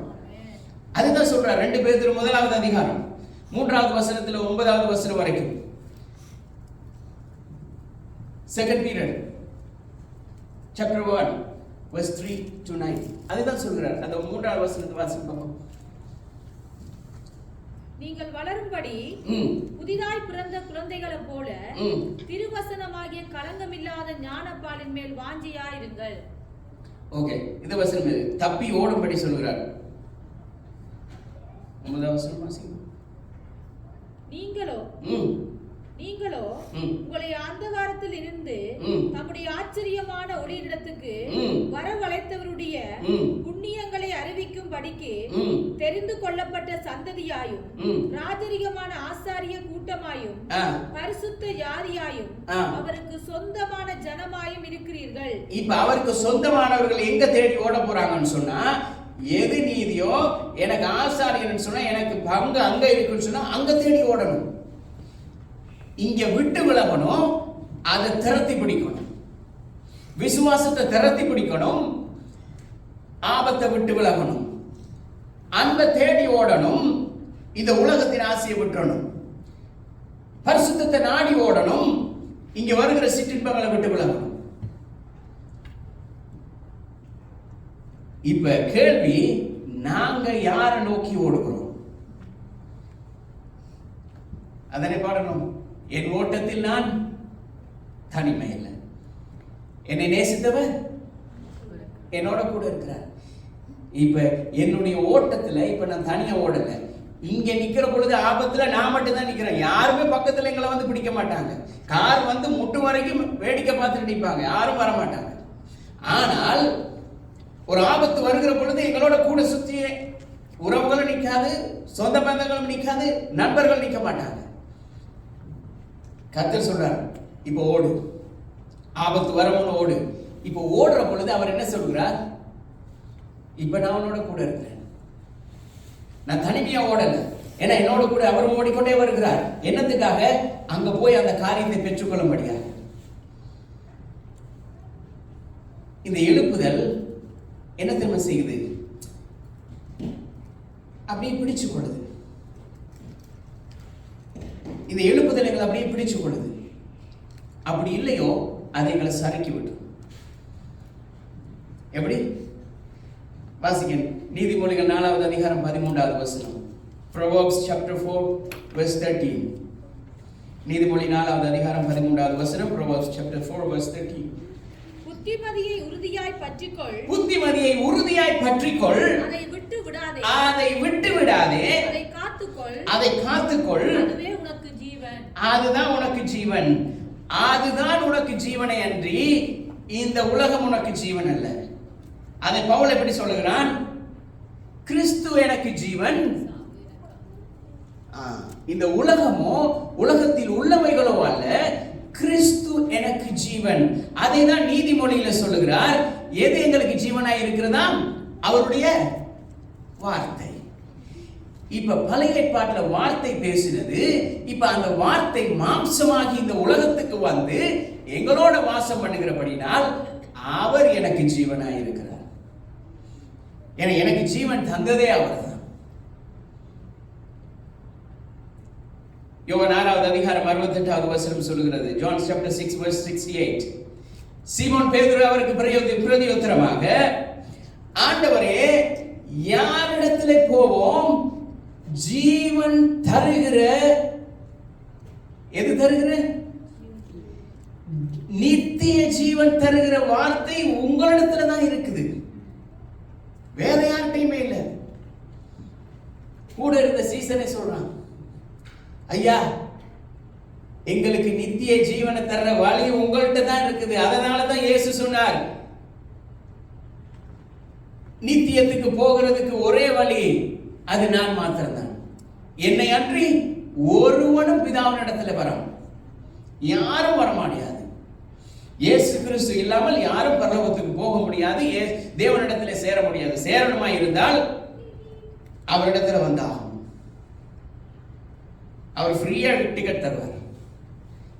ஃப்ரீ டிக்கெட், காசு கொடுத்து வாங்க தேவையில்லை, பெரிய ஒரு அன்னதானம் பண்ணி வாங்க தேவையில்லை, அதை செய்து வாங்க தேவையில்லை, கட்டணம் கட்டி வாங்க தேவையில்லை, இலவசமாய் பெற்றிருக்கிறோம் அவருடைய கிருபையை. அந்த கிருபையை இலவசமாக அறிவிக்க வேண்டும். ஆனா நாங்கள் இன்றைக்கு இலவசமா கொடுக்காததுனாலதான் எழுப்புதல் இல்லை. ஏன்னா இந்த இலவசமா கொடுக்க வேண்டியதை பிசினஸ் பண்ற நேரம் எழுப்புதல் எப்படி வரும்? ஏன்னா பெற்றது இலவசமா, அவர்கிட்ட ஃப்ரீயா வாங்கிட்டு. அதானே இயேசு கிறிஸ்து 2-3 தரம் இந்த உண்மைகளை சொன்னார். இந்த கடன்காரனை குறித்து அநேக உண்மைகளை சொல்லி இருக்கிறார். இதனாலதான் சொல்லி இருக்கிறார். அவர்கிட்ட போய் வாங்குவாராம், வாங்கிட்டு இங்க போய் இவர் கடனுக்கு கொடுப்பாராம், அந்த கடனை வாங்குறதுக்கு அவனை போய் பாடாப்படுத்துவாராம். ஆனா இயேசு சொன்னார், நான் உனக்கு இலவசமா கொடுத்திருக்கிறேன், நீ ஏன் இலவசமா கொடுக்க கூடாது? சமயம் வாய்ச்சாலும் வாய்க்காவிட்டாலும் எது வாய்த்தாலும் சரி, எங்களால் என்ன இருக்குதோ, எது இருக்கிறதோ, எப்படி முடியுமோ சொல்லிக்கொண்டே இருப்போம், ஓடிக்கொண்டே இருப்போம். இது அது எங்கள் மேல விழுந்த கடமை. சத்தியமே எங்களுடைய ஜீவனாய் இருக்கிறது. அதுதான் கடைசி நாள் எங்களுக்கு கிரீடமாய் வந்து அமைய போகுது. இந்த சத்தியத்தை நோக்கி நாங்கள் ஓடுகிற பொழுது அது எங்களுக்கு ஜீவ கிரீடமாய் எங்களுடைய தலையில வந்து இருக்க பொழுது, இதுதான் நாங்கள் இந்த பூமியில எத்தனை முறை, எத்தனை பேருக்கு, எத்தனை தடவை, எத்தனை நாள் அவருக்காக வாழ்ந்து வாழ்ந்து வாழ்ந்து அவருக்காக அவருடைய சத்தியத்தை சொல்லுகிறோமோ, அந்த அளவுக்கு ஏற்ற பலன் அவரோடு கூட எங்களுக்கு வருகிறது. என்ன இந்த வசனத்தை பிள்ளையாவே புரிஞ்சு கொள்றது, அவனவனுடைய கிரியைக்கு தக்க பலன் அவனவன் எப்படி இந்த பூமியில அவருக்காக கிரியை செய்கிறானோ அதற்குரிய ரிவார்டு தான் வருகிறது, பரிசு தான் அவரோட கூட வருது. அதான் பலன், வேற ஒன்றும் வரல. அவர்கிட்ட போய் நிக்கிற பொழுது செம்புனால ஒரு கிரீடம் வேணுமா, வெள்ளியினால வேணுமா, தங்கத்தினால வேணுமா, வைடூரியத்தினால வேணுமா, எது வேணுங்கிறது நாங்க தான் டிசைட் பண்ணிக்கணும். அந்த காரியத்துக்காக தான் ஓடிக்கொண்டிருக்கிறோம். அவர் தருகிற அந்த ஜீவன் என்கிற அந்த கிரீடம், அது லைவ், அது என்ன சொல்றது, லைவ் கிரீடம். அது அது ஓடி, அது எங்களுடைய தலையில வைக்கிற பொழுது அது ஓடிக்கொண்டே இருக்கும், சுத்தி கொண்டே இருக்கும், கரண்ட் இல்லாமலே சுத்தும். அது ஜீவன், உயிர் உள்ளது.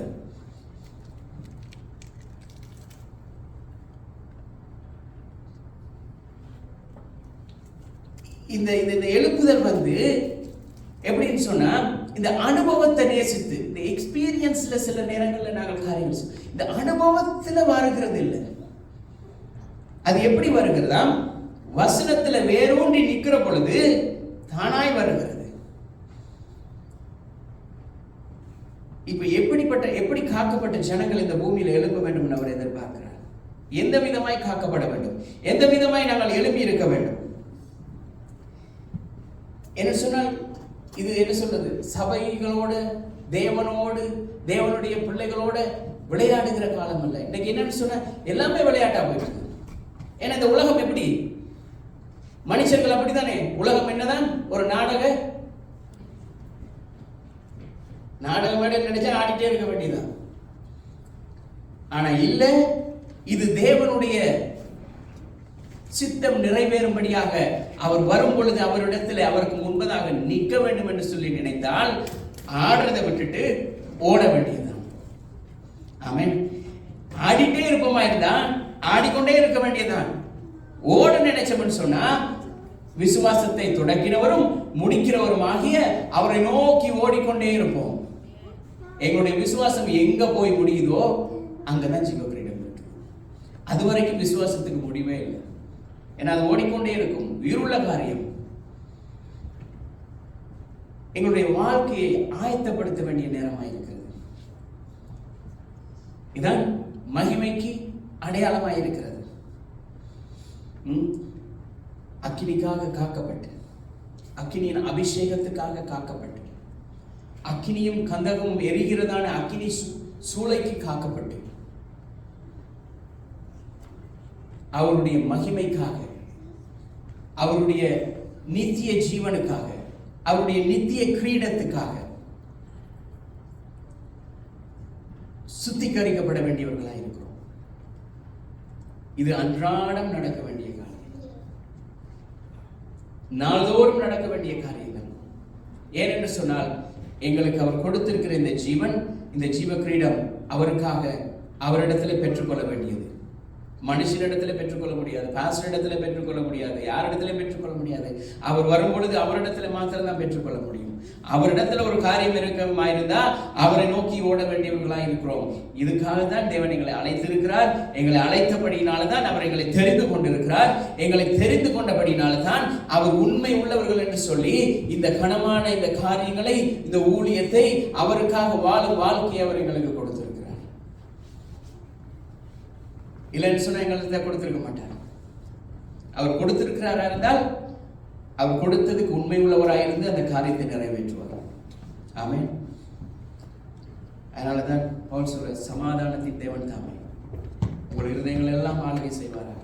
ஏன்னா அவர் மறுபடி வரும் பொழுது சமாதானம் உள்ளவர்களாய், குற்றம் இல்லாதவர்களாய் அவருடைய சமூகத்தில் நிற்க வேண்டியவர்களாய் இந்த காலை நேரத்தில் நிற்கிறோம்.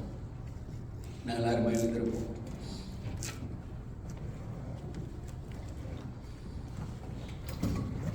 நான் சொல்லுவோம், கர்த்தாவே நீர் எங்களை பரிசுத்தப்படுத்துங்க, எங்களுடைய ஆத்துமாவை நீங்கள் சீர்திருத்துங்க, எங்களுடைய சரீரத்தை எங்களுக்கு உங்களுக்கு அர்ப்பணிக்கிறோம். அப்பா, உங்களுடைய வார்த்தையில் இருக்கிற அந்த உறவை அளிக்கிறதான விஷயங்கள்ல இருந்து ஓட எங்களுக்கு கற்றுத்ததல்லுங்க. உம்மோடு கூட இருக்கிறதான அந்த ஜீவனை பெற்றுக்கொள்ளுகிற அந்த ஓட்டத்துக்கு எதிராக இருக்கிறதுக்கு எந்த ஒரு காரியமாக இருந்தாலும் அதை விட்டு உலகி ஓடுகிறதுக்கு நீர் எங்களுக்கு உதவி செய்தல்கள் சொல்லுவோம். கர்த்தாவே, நாங்கள் உலகி ஓடுகிற பொழுது ஜீவ கிரீடத்தை பெற்றுக்கொள்ளும்படியாக, உயிரோடு வைத்திருக்கும்படியாக நீர் எங்களோடு கூட ஓடிக்கொண்டிருக்கிறீர். நீர் எங்களுக்காக வழக்காடி கொண்டிருக்கிறீர். எங்களுக்கு எதிராக வருகிறதான வழக்குகள், வம்புகள், சூதுகள், எப்படிப்பட்ட காரியமாயிருந்தாலும் இது எல்லாவற்றுக்கும் நீர் எங்களுக்காக வழக்காடுகிறீரப்பா. நீர் இந்த பூமிக்கு மறுபடி வரும் வரை, நீர் மறுபடி இந்த பூமிக்கு வரும் வரை எங்களுடைய ஆவி, ஆத்மா, சரீரம் குற்றம் இல்லாதபடி காக்கப்பட்டு சமாதானத்தோட அவருடைய சந்நிதியில போய் நிற்கிற பொழுது சந்தோஷமா எங்களை ஏற்றுக்கொள்ள எங்களை பாதுகாத்துக் கொள்ளும். நான் சொல்லுவோம், அவர் எங்களை நடத்த வல்லவராய் இருக்கிறார். அவர் எங்களை நடத்த வல்லவராய் இருக்கிறார். அவர் எங்களை கைப்பிடித்து நடத்த செல்ல அவர் சித்தமாயிருக்கிறார். அவர் எங்களுக்குள்ளாய் வாசம் செய்ய விருப்பமாய் இருக்கிறார். அவர் எங்களுக்குள்ளாய் கிரியை செய்ய விருப்பமாய் இருக்கிறார். அவர் எங்களுக்குள்ள வாசம் பண்ணுகிறார். அவர் என்ன செய்கிறார்? எங்களுக்குள்ளாய் இருந்து செயல்பட விரும்புகிறார். அப்ப செயல்படுகிறதுக்கு எங்களுடைய ஆவி, ஆத்மா, சரீரம் மூன்றும் இணங்க வேண்டியதா இருக்கிறது. மூன்றும் இணங்கோணமா இருந்தால் மூன்றும் ஒரே காரியத்தை நோக்கி ஓட வேண்டியதா இருக்கிறது. நன்றி அப்பா. கர்த்தாவே, உங்களுக்கு நன்றி செலுத்துகிறோம். இயேசுவின் நாமத்தினால் கர்த்தாவே, இந்த நாளில் எங்களுக்கு தந்திருக்கிறீர். இந்த நாளிலே உம்முடைய காரியங்களை, உம்முடைய வார்த்தையை, உம்முடைய வசனங்களை தியானிக்கவும், உம்முடைய வார்த்தையில் உள்ள மறைவுகளை எங்களுக்கு போஷிக்கும்படியாக நீர் எங்களை அழைத்து வந்திருக்கிறீர் அப்பா.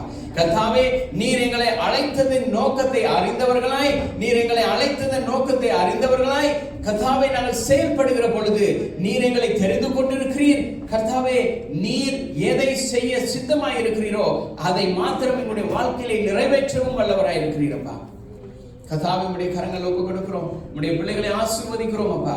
கர்த்தாவே, இந்த உலகத்திலே வருகிறதான எல்லா பொல்லாத பிரபஞ்சத்தினுடைய எல்லா பொல்லாத காரியங்களையும் விட்டு அவர்களை விலக்கி காத்தரணும் அப்பா. நீர் ஓட்டத்தை தொடங்கினவர், முடிக்கிறவர் நீரப்பா.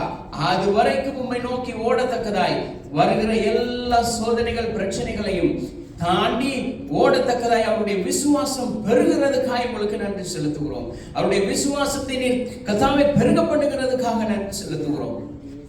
சமாதானத்தின் தேவன் ஒவ்வொரு பிள்ளைகளுடைய இருதயங்களில் சமாதானத்தை நீர் கட்டளையிடுகிறதுக்காக உங்களுக்கு நன்றி செலுத்துகிறோம் அப்பா.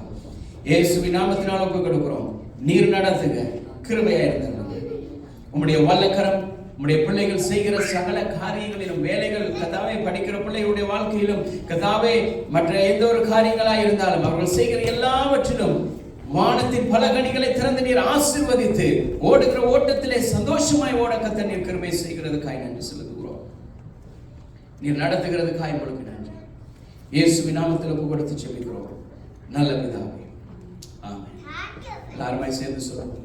என் ஆத்துமாவே கர்த்தரையே ஸ்தோத்திரி, என் முழு உலகமே பரிசுத்த நாமத்தையே ஸ்தோத்திரி. என் ஆத்துமாவே கர்த்தரையே ஸ்தோத்திரி, அவர் செய்யும் சகல உபகாரங்களை மறவாதே. ஆமென். நம்முடைய கர்த்தராகிய இயேசு கிறிஸ்துவினுடைய கிருபையும் தேவனுடைய அன்பும் பரிசுத்த ஆவியானவருடைய அந்யோன்ய ஐக்கியமும் எங்கள் அனைவரோடும் கூட இருந்து நடத்துவதாக. ஆமென். கர்த்தர் ஒருவரையும் ஆசீர்வதிப்பாராக.